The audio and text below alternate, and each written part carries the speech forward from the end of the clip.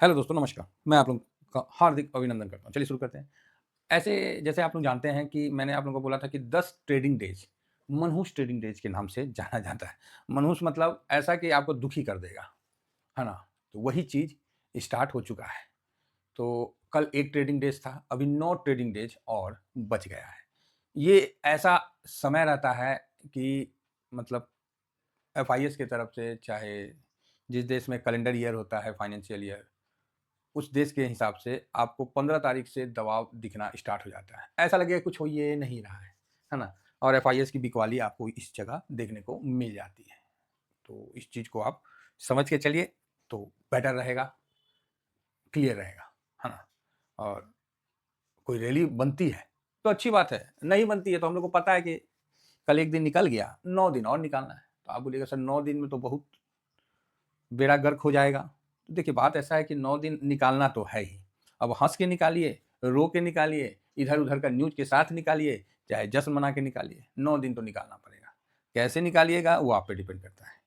क्योंकि अगर Santa rally तो दिख तो रहा नहीं, यहाँ तो सेंटा के बदले घंटी रैली हो गया है, उल्टा ही बेचते जा रहा है घंटी बजाते हुए, हैं? तो चलिए अब क्या करिएगा? कुछ कर तो सकते नहीं हम लोग, क्योंकि स्थिति जैसी भी है, कुछ ग्लोबल भी खराब है, कुछ अपनी भी खराब है, तो इसका ध्यान रखा जाए।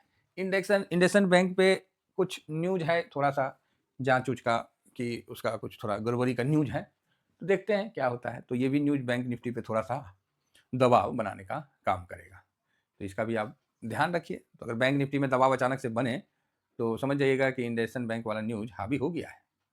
कल डीआईएस भी थोड़ा कम खरीदा है 2 दिन से, देख रहे हैं 1792 1077, और एफआईएस ज़्यादा बेचा है। तो ठीक है, डीआईएस इसलिए खरीदा कम कि 42,000 तो ऐसे ही हो गया, 23,000 है, डबल का आंकड़ा चल रहा था। बोला यार डबल तो थोड़ा-सा रुक जाते हैं, तो वही चीज़ आपको देखने को मिला है। बाकी तो ऐसे डीआईएस मतलब खरीदारी में कहीं कमी नहीं छोड़े हैं, है ना? तो ये देखिए दिसंबर का आपको हम दिखला दें, काहे तो आप भी सोचिएगा कि ना सर आप ठीक है बोल रहे हैं। तो दिसंबर देखिए, 1 दिसंबर से 15 दिसंबर तक आपको यहाँ थोड़ा बहुत खरीदारी का डाटा दिखा है ना? अब 12, 13, 13 के बाद देखिए 16, 16 के बाद यहाँ से जो बिकवाली शुरू हुआ 16 दिसंबर, उसके बाद देखिए 16 दिसंबर से 6,000, फिर 1,300, फिर 4,000, फिर 3,500, ये बिकवाली कंटिन्यू रहा और लास्ट तक बेचा ही बेचा, ठीक? तो आप बोलिएगा नहीं सर वो तो बहुत हाई पे था ना, इसलिए कोई बात नहीं, तो दिसंबर 23 का चल जाते हैं। दिसंबर 23 का चल जाते हैं, देखते हैं, इस समय तो अच्छा मूड माहौल था।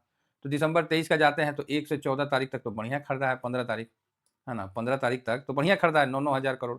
उसके बाद देखिए तो बेचा है तनी 33, 600, ये कंटिन्यू 26 दिसंबर तक हल्का बिकवाली में ही रहा। फिर उसके बाद खरीदारी किया है। मतलब 32,000 करोड़ खरीदा, लेकिन 15 से 26 तारीख के बीच में मनहूसियत बना के रखा। तो वो तो अच्छा समय चल रहा था, मतलब दिसंबर 2023 में। अभी तो समय अच्छा ही चल रहा है, लेकिन एफआईएस का मूड माहौल खराब है। 22 में भी देखिए तो 16, मतलब ये देखिए 22 में भी मोटा-मोटी हल्का-सा 13-14 को तनी पॉजिटिव हुआ और उसके बाद फिर नेगेटिव हो गया।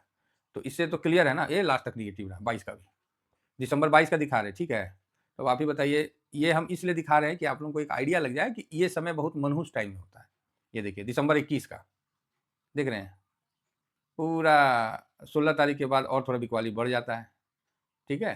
तो आपको मैंने 4 साल का डाटा दिखला दिया।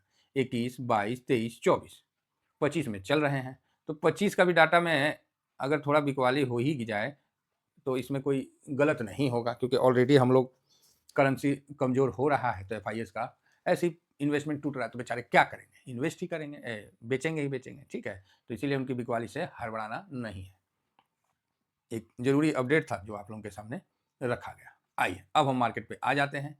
तो ये भई 9 दिन निकालना है, समझ गए? कितना दिन? 9 दिन, जिसमें कल 1 दिन निकल गया, 10 दिन निकालना था, कल 1 दिन निकल गया, अब मोटा-मोटी 9 से 10 दिन रह गया है, तो अब धीमा-धीमा निकल ही जाएगा। समय है सर, पास तो हो ही जाएगा। तो कल के हिसाब से देखिए तो डाउ जोन जो है 300 पॉइंट माइनस बंद हुआ, लेकिन नीचे से रिकवरी।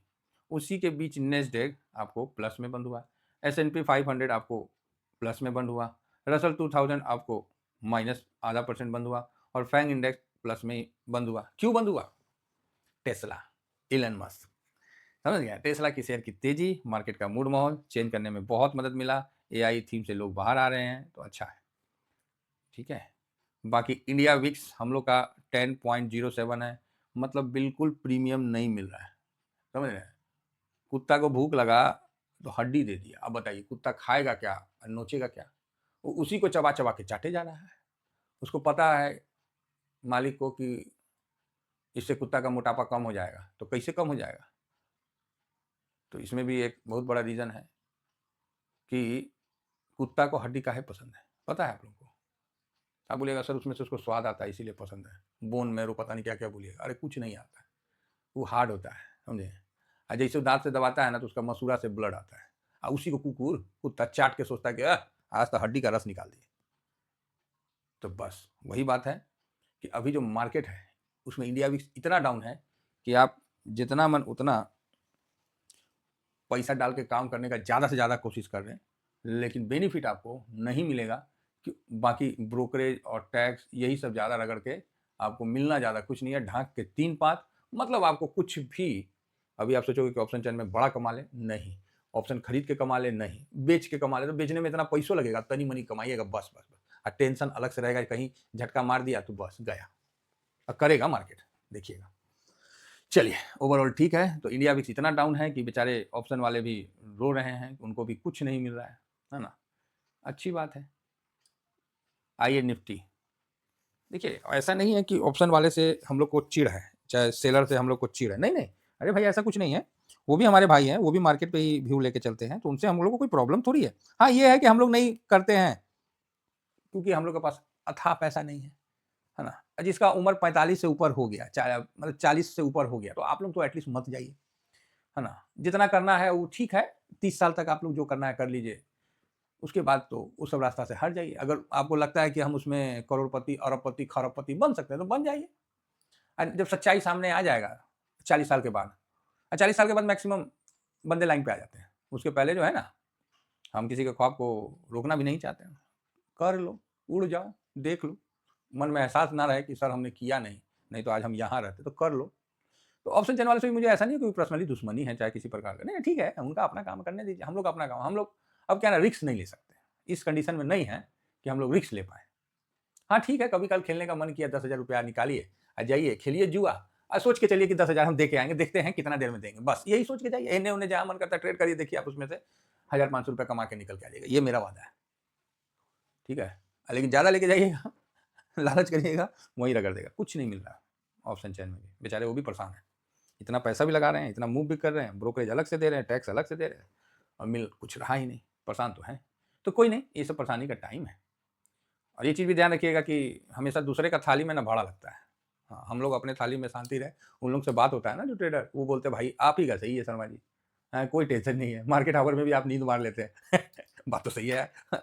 और वो लोग स्क्रीन से चिपका रहता है, जहाँ ट्रेड मिला करता है, बोला आप ही का सही है, सही मज़े लेते हैं। तो भाई हम लोग तो सही बात है, मज़े तो लेते हैं। बैंक निफ्टी में आज गिरावट आएगी, आने दीजिए थोड़ा देख लेंगे कहाँ तक आएगी। अब आते हैं थोड़ा यूएस में, तो यूएस में भी देख लिए, तो यूएस का भी जॉब डाटा आया है ना? ऐसा कोनो बहुत बड़ा डाटा नहीं है, लेकिन है जॉब डाटा तो देख ही लिया जाए। तो आज आज नहीं आएगा। अनएम्प्लॉयमेंट रेट, हाँ, तो ये कल आया 4.6 का फोरकास्ट था, उतना ही आया, 4.4 था प्रीवियस, तो ठीक है। अनएम्प्लॉयमेंट आया है, अच्छी बात है। हाँ, नेक्स्ट सीपीआई का डाटा आने वाला है ना? सीपीआई का डाटा आने वाला है, कहाँ? यूएस में भी 18 तारीख को, कल। जापान में भी सीपीआई का डाटा आने वाला है, ये बड़ा इंपॉर्टेंट इवेंट रहेगा 18 तारीख को। यूएस में सीपीआई बढ़ेगा, महंगाई बढ़ेगा, तो यूएस वाले दुखी होंगे, और जापान में महंगाई बढ़ेगा तो जापान वाले खुश हो जाएंगे, बोलेंगे ओ हो, अंतर तो है। लेकिन जापान का जो फिर रेट कट आएगा, इंटरेस्ट रेट कट, ये भी देखने वाला रहेगा कि कहीं कुछ गड़बड़ तो नहीं होगा। तो देखना है अब क्या होता है, देखते हैं, क्योंकि अभी इस बार इंटरेस्ट रेट का डिसीजन है, तो इसीलिए विशेष तौर पे देखना ज़रूरी है। चलिए कोई नहीं, आगे बढ़ते हैं और ब्रेंट देखते हैं 60 के नीचे ढुलक गया है और नेगेटिव हो गया है, ठीक है। अब ये जो इतना गिरावट है, ये गिरावट कहीं ना कहीं मंदी की तरफ धकेलता है ना? ये कहीं गिरावट जो है ना 60 का, तो आप बोलिएगा सर मंदी क्यों, सप्लाई ज़्यादा, देखिए सबसे बड़ी बात है कि ब्रेंट है, इसमें रसिया से चाइना और इंडिया दोनों बड़े मात्रा में, वर्ल्ड का जो सबसे खपत वाला देश है, दोनों देश है, ये दोनों देश रसिया से ले रहा है, तो स्वाभाविक है कि डॉलर का असर भी आपको काफ़ी हद तक देखने को मिल रहा है, जिस कारण आपको डॉलर 10 ईयर बॉन्ड हो गया प्लस डॉलर इंडेक्स सब पे इम्पैक्ट आ रहा है। ऐसा नहीं है कि इम्पैक्ट नहीं आ रहा है। तो अच्छा है, इम्पैक्ट आना भी चाहिए। कहाँ गया? ज़रूरी भी है। तो ये तो डॉलर यहाँ पर ही 97.95 है, ऊपर आइए नहीं रहा, 100 के ऊपर आइए नहीं रहा। ऐसा गिरा हुआ है कि क्या बोला जाए, हैं? ऐसा गिरा हुआ है, कुछ बोलने में नहीं बन रहा है, आइए नहीं रहा है ऊपर। चलो ठीक है, रुपया ठीक है, फर्स्ट क्लास नीचे ऊपर बढ़ रहा है। तो सर ऊपर तो कमजोरी हो रहा है, वो छोड़िए ना, जो हो रहा है ऊपर ही ना बढ़ रहा है, कमजोरी के तरफ बढ़ रहा है, लेकिन ऊपर ही ना बढ़ रहा है। तो ठीक है, अब क्या बोले। आगे बढ़ते हैं और देखते हैं कि कल का एडिया यूएस का 10 ईयर बॉन्ड डील 4.15 आया, तो ये एक अच्छी बात है। और इंडिया का भी 10 ईयर बॉन्ड डील जो है वो 6 पॉइंट कुछ पे चल रहा होगा जी, 6.5 पे, तो ठीक है। कॉपर का जो वैल्यू है 5.38 हल्का पॉजिटिव है। तो ये सब आपको गोल्ड सिल्वर पर भी थोड़ा इम्पैक्ट देगा, लेकिन गोल्ड सिल्वर अभी शांत रहेंगे, मोटा मोटी थोड़ा ओके ओके रहेंगे, बहुत ज़्यादा अभी तेज़ी का उम्मीद नहीं है। तेज़ी होगा, देखिए एक तो ब्रेंट गिर रहा है और डॉलर भी वहाँ पर ही, मतलब कमज़ोर तो नहीं बोले लेकिन वहीं पर ही है। ब्रेंट का नीचे आना और देखना है कि यूएस 10 ईयर बॉन्ड डील और डॉलर, इन सब पे निगाह रहेगा कि अगर डॉलर इंडेक्स बढ़ता है, यूएस 10 ईयर बॉन्ड बढ़ता है ऊपर की तरफ, तो गोल्ड में मजबूती आएगा, है ना। अगर नीचे आता है तो फिर पैसा जो है बॉन्ड से निकल के इक्विटी मार्केट की तरफ जाएगा, सेफ एसेट से निकल के। तो वो प्रोसेस लंबा है, लेकिन अभी हम लोग को जापान की पॉलिसी पे विशेष ध्यान रहेगा, तो उसी के बाद हम लोग आगे देखेंगे। बाकी गोल्ड शांति है, यहाँ अपना हल्का पॉजिटिव होके चल रहा है, तो ठीक है। कोई हम लोग इस लेवल में मन में कशिश नहीं रहना चाहिए, 111 के लेवल में एक बार प्रॉफिट बुक कर लिए हैं, हो सकता है तो लॉन्ग टर्म में भी प्रॉफिट बुक किया जा सकता है। आप बोलोगे मतलब, तो लॉन्ग टर्म में अगर आपको लग रहा है कि आपका पोजीशन ज़्यादा है, समझ रहे हैं, आपका पोजीशन ज़्यादा है, आपको ऐसा लग रहा है, तो आप वहाँ पोजीशन थोड़ा कम कर लीजिए, यही बोलेंगे, है ना। तो अच्छी बात है। तो लॉन्ग टर्म में भी है तो कोई बात नहीं, वहाँ भी थोड़ा सा प्रॉफिट बुक कर लीजिए। तो आप बोलोगे सर कितना कर लें, तो जो भी आपका प्रिंसिपल और प्रॉफिट दोनों मिला के जो अमाउंट आया, मान लीजिए 100, तो इसका 10%, है ना, ये टोटल अमाउंट जो रहेगा उसका 10%, या फिर टोटल अमाउंट का सिंपल है 2%, 2% प्रॉफिट बुक कर लीजिए।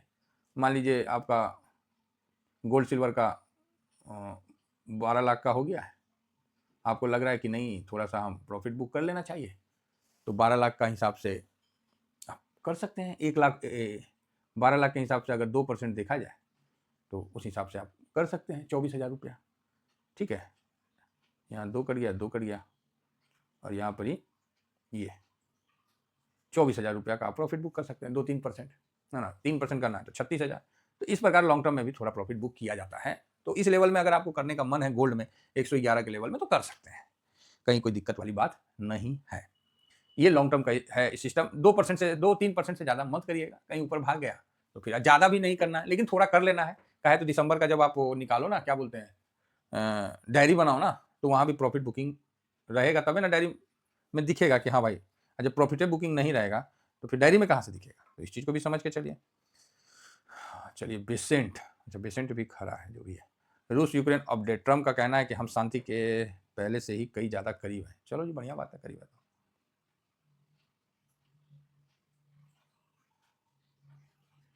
रूस यूक्रेन के बीच विराम की कोशिश तेजी, अच्छा है।